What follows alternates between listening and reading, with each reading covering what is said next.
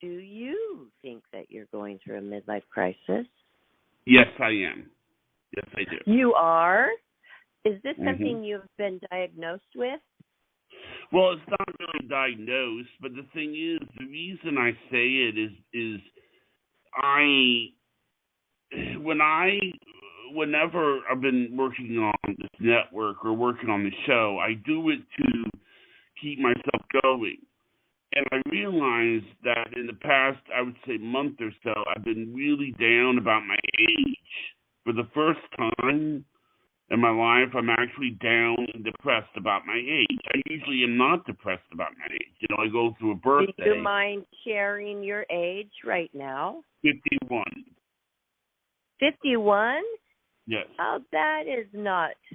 Okay, well, I am not you. I am not walking in your shoes. You're feeling a little uncomfortable. Usually it's age 50, but 51 is hitting you? Well, yeah. I mean, I feel like that I am just old, getting old, and it's depressing. You know, I mean, I always thought that I'd be married by now, but I'm not. Everybody is just sort of going a lot faster than I am, you know, and it's very sad. I mean, it's not like chemical depression. I just think it's my life, not necessarily that it's bad, but you understand the fact that I'm 51 is making me a little bit sad, or I well, not really sad. understand.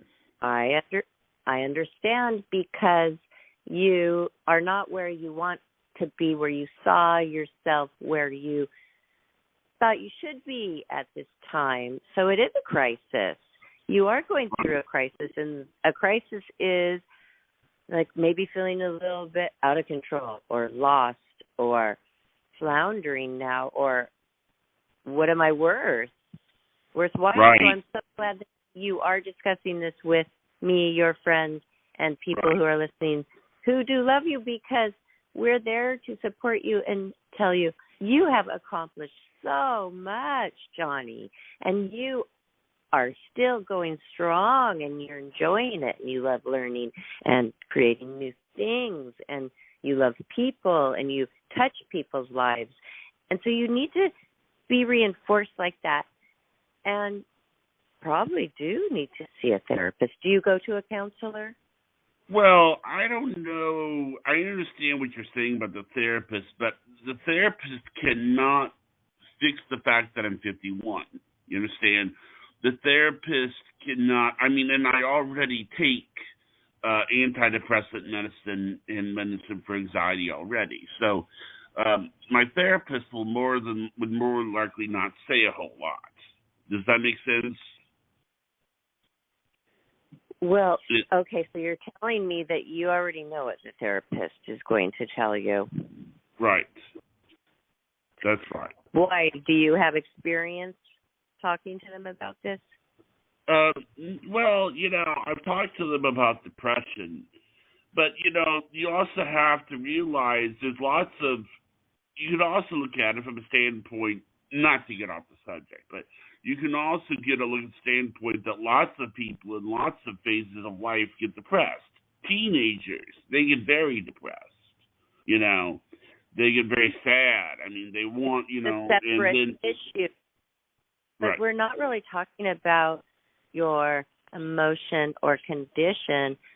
We're talking about this certain specific one right here. You are noticing signs of aging, and that bothers you. Yes, well, it does. Then you probably think, well, you know, everybody gets older. You can't fight Father Time. It's just inevitable, but that's not making you feel better. I understand. So, well, there are little things you can do. You can change your hairstyle. You can do a different kind of exercise regimen this summer. And don't be so hard on yourself, Johnnie. You can't just kick yourself down when you haven't even begun. Remember, we were talking about our summer plans on air. Yes. And then you said that you were going to start on a new dating app. And so that is the beginning of something, and you haven't even given your summer dating a chance. That's true. That is Yeah, true. so just call me too if you are feeling down about the midlife crisis. And not just looks, but how do you feel? Are you getting out of bed really quickly anymore? Are you more stiff and fatigued? So you're feeling it too, right? So you feel the physical. Well, yeah. Yes. Yes. It's how like can they not get down there? Yeah. It's normal. It's normal. That's why there's a name for it, midlife crisis. It's normal. It's going to pass. It's just a little shocking, and it is midlife. Okay, what do people consider midlife anyway? If you're only living to 80, a lot of people, 90, that would only be 45. So. Right. Or if you're somebody like Richard is 95 and he's still going strong. Yeah, so I guess midlife should be around the 50s. But also, I think another early, aspect of it, too, has to do with the fact that, you start thinking about your parents getting older. And I have, both of my parents, I think about them getting older, and I do rely on them a lot. But I try, as I've gotten older, to help them out more, too. You understand? But I understand. On top of all that, you're also seeing them get older, which is a little bit shocking too. Not if you're living, you see them every day, you live together. Okay, but you know what the other thing people do, which it's sad too, they numb. Like they can't handle another person dying or getting killed that they love, and they just stop feeling it. And I was thinking in getting older, I feel like I can handle that kind of pain better. But then I was thinking, or am I just getting numb? And is it because of all my concussions? Because sometimes I'm thinking I'm not the same. But I'm not sure somebody else. But you know what I mean? Only I would notice things. Like that I'm a little more numb. I don't cry as easily.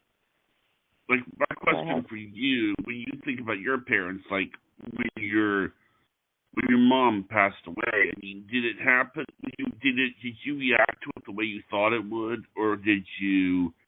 I handled it better. I was more strong. I felt like, but I think it was God that just placed me there at the right time. It wasn't any horrible anguish where I had to find out over the phone, where I couldn't say goodbye. It was happening. We all knew she was going to pass away from this disease. It was inevitable. So I think that's different. You have the time to prepare. But I'm telling you that if it happened 10 years prior in my life, I may have been a sobbing mess for days on end. Yeah. I don't know if I've evolved, gotten stronger, or I hope it's not numb, because I wouldn't want to be numb to feelings.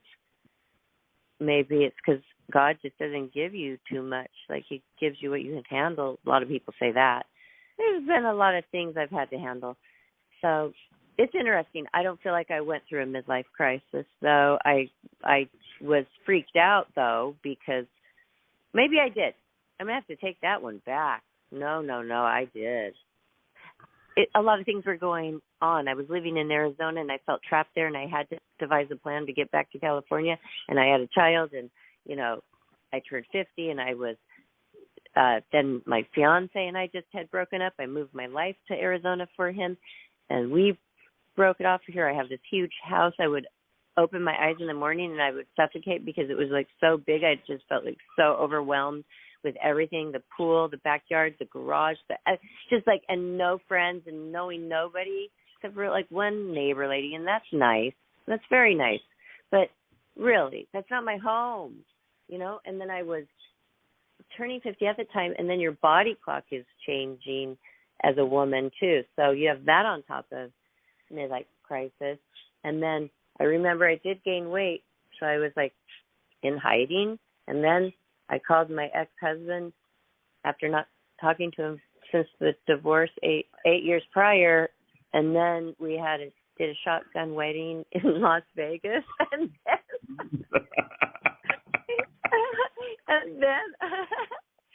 And then that lasted 5 months. And then I got a phone call from my long-lost ex-fiance, Lorenzo Lamas, saying, "Oh, I've always loved you. The worst thing I ever did was break off our wedding."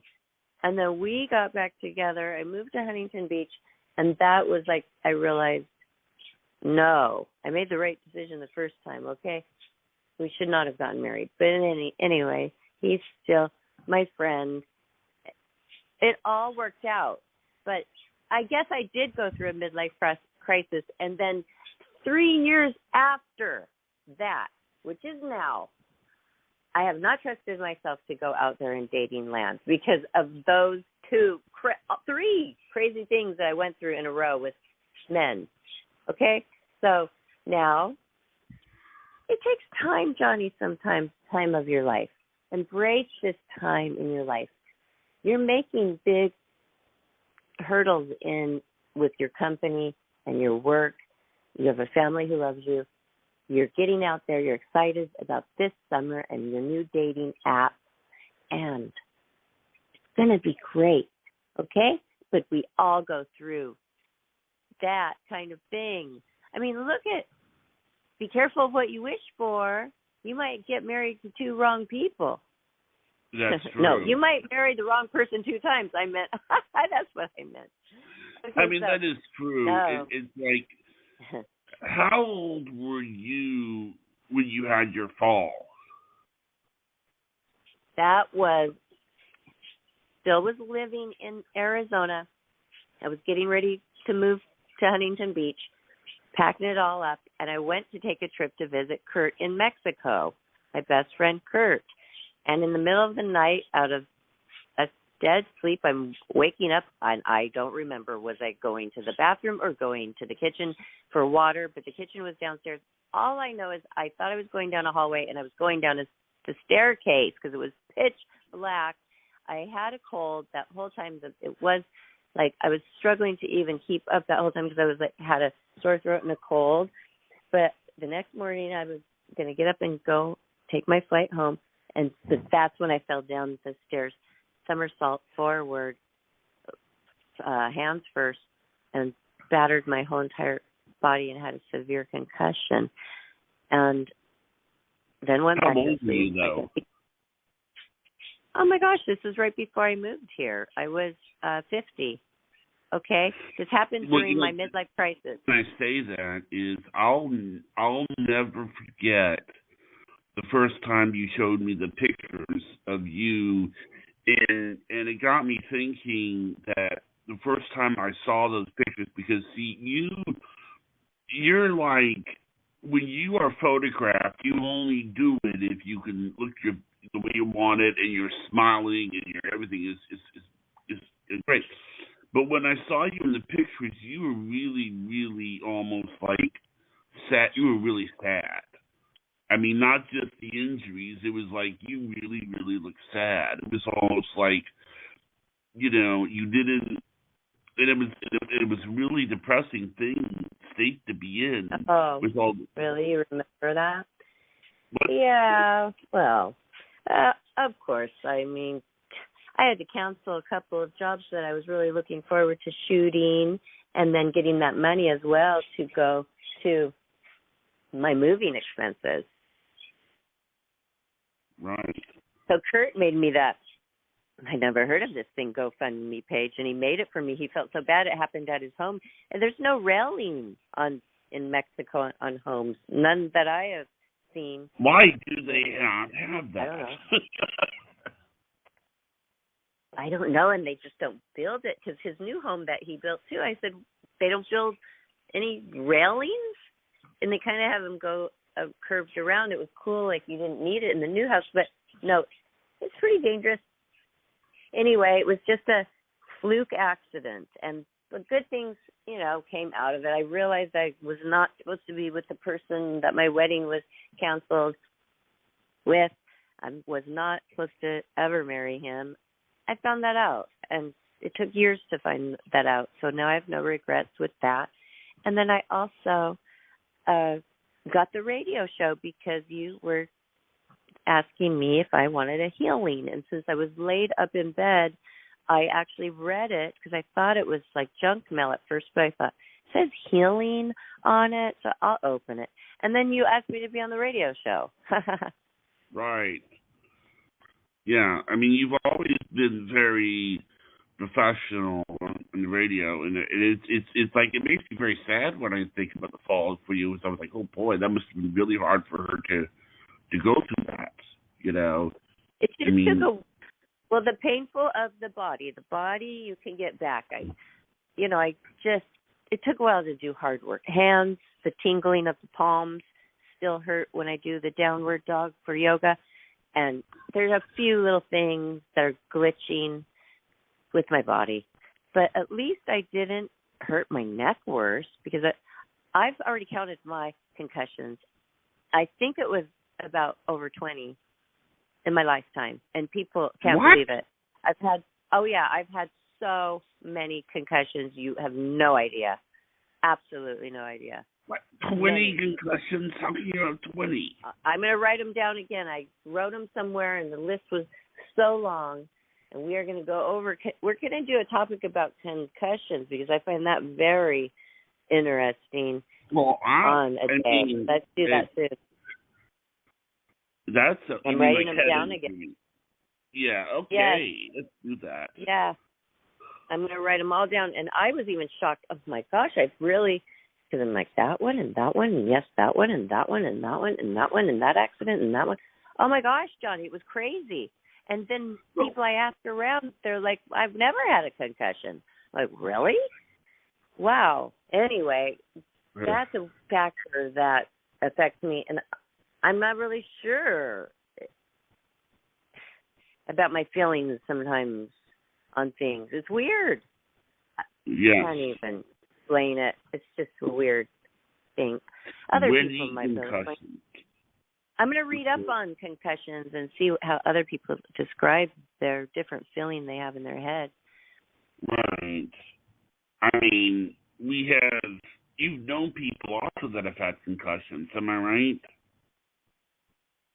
I do, and sometimes people get things like football players. I have a friend who now is suffering from the condition where you shake, it's uncontrollable, and now he can't drive. You know, where you shake, and especially at night, your leg just keeps bouncing really hard. Oh, what is that called? Sorry, everybody. Spasm. Well, he has, and it's just a slow deterioration of your functions, and he can hardly talk. It's sad, you know. It's sad to watch because they're a very big man with their brain inside is totally the same. Mm-hmm. They can't get up. No, is that Parkinson's? He used to have a big truck. This was 3 years ago when I moved here. 4 years ago when I moved here, he had a big truck, and he helped me move in here. Now he can't even drive. How do you think he feels? Talk about midlife crises. But was it Parkinson's? Yes. Oh, okay, yeah. I'm pretty sure. Is there another one very similar to that? MS is kind of like that. I think it's Parkinson's. So he lives out here. He was going to be the best man at that wedding that many years ago, and so very good friend for many years. So I will check on him from time to time. And we watched the Super Bowl together a couple of years ago because the Rams, or was it last year? The Rams were in it, and that's who he played for. Was the Rams football team, LA, you know. So anyway, it's sad. So that I'm thinking could have been from all those concussions in football. Wow. Let's research it a little bit. So we have some stuff to bring to the table, and if some callers would like to talk about concussions, let's do that next. After, of course, break. after Friday's show with Psychic Del Shear, which everybody Yeah. And all in the for your one free psychic reading. it'll be What? okay. Yeah. Do you want to go ahead and do the shout out or? No, I still want to hear about. I don't think it's really fun, like of what we were talking about, because you wanted to do the show. It's something that's bothering you. I don't know if I helped you with what I said. Did. Well, you did. You did. I think it's good to talk about it because I figured I wasn't alone, in having it. I figured other people had. That's why I'm not really into therapy, because it's the idea with this therapy for this. Because I figured, well, I'm not alone. I mean, I'll bet you other people that are 50 are going through this, I mean, well, yes. Yeah, they could comment on the bottom about the show, and if they have any pointers, that would be nice. But I'm wondering, I could look it up, how long a midlife crisis lasts. Like, who knows what from it? Maybe not just depressed. Maybe they get up. What do they call that when they go a little psycho? Want to even suicidal. Manic. And what was that? Manic. Oh, yeah, they get manic. Maybe, who knows? I wish that we had some callers call in about their midlife crises. But maybe we'll do another one and really have the people call in to.